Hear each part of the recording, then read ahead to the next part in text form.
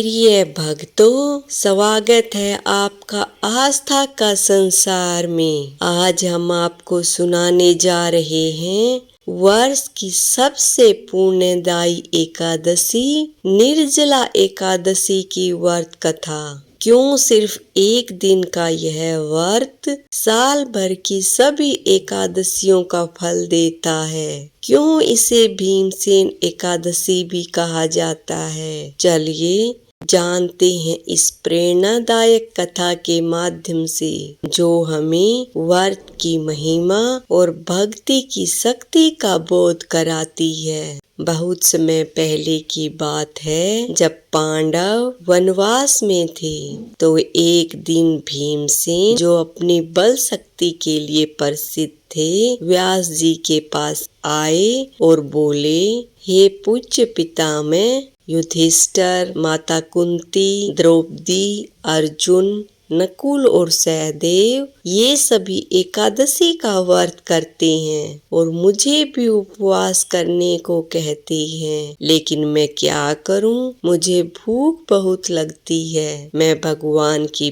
पूजा और दान कर सकता हूँ, लेकिन भूखे रहना मेरे बस की बात नहीं है। यह सुनकर व्यास जी मुस्कुराए और बोले, हे भीम, यदि तुम स्वर्ग चाहते हो और नरक से डरते हो तो तुम्हें एकादशी के दिन उपवास अवश्य करना चाहिए। भीम ने उत्तर दिया, हे गुरुदेव, मैं पूरे साल उपवास नहीं कर सकता, लेकिन यदि कोई ऐसा व्रत हो जो केवल एक बार किया जाए और पूरे वर्ष की एकादशियों का फल मिल जाए तो मैं अवश्य करूँगा। तब व्यास जी बोले, एक ऐसा व्रत है ज्येष्ठ मास के शुक्ल पक्ष की एकादशी, जिसे निर्जला एकादशी कहते हैं। इस दिन बिना अन्न और जल के व्रत किया जाता है। यह व्रत अत्यंत कठिन है, लेकिन इसका फल साल भर की 24 एकादशियों के बराबर होता है। भीमसेन को यह सुनकर आश्चर्य हुआ, पर उन्होंने संकल्प लिया कि वे पूरे वर्ष में एक दिन का उपवास अवश्य करेंगे। उन्होंने निर्जला एकादशी का व्रत पूरी श्रद्धा से किया।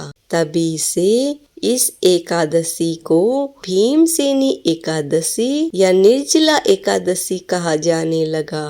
व्यास जी ने आगे बताया, जो इस दिन सूर्योदय से अगले दिन सूर्योदय तक बिना जल ग्रहण किए व्रत करता है, उसे स्वर्ग की प्राप्ति होती है। यहाँ तक कि जो नरक के योग्य पाप करता है वो भी इस व्रत से मुक्त हो जाता है। निर्जला व्रत करने से पूर्व भगवान से प्रार्थना करें कि हे भगवान, आज मैं निर्जला व्रत कर रहा हूँ और दूसरे दिन भजन करूँगा। मैं इस व्रत को श्रद्धा पूर्वक करूँगा, अतः आपकी कृपा से मेरे सभी पाप नष्ट हो जाएं। जो मनुष्य निर्जला एकादशी का व्रत करते हैं, उनकी मृत्यु के समय यमदूत आकर नहीं घूरते, उन्हें तो भगवान के पार्षद पुष्प विमान में बिठाकर स्वर्ग ले जाते हैं।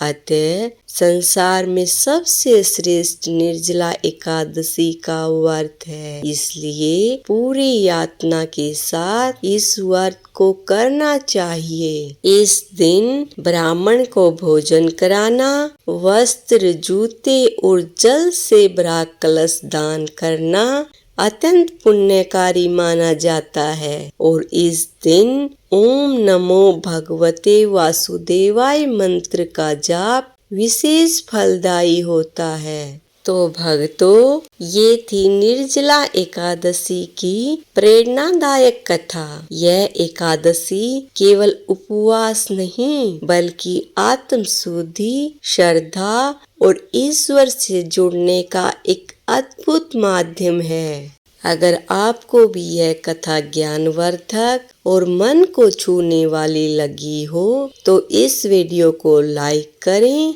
चैनल को सब्सक्राइब करें और अपने प्रियजनों के साथ इसे जरूर साझा करें। और कमेंट में बताइए, क्या आप इस बार निर्जला एकादशी का व्रत कर रहे हैं?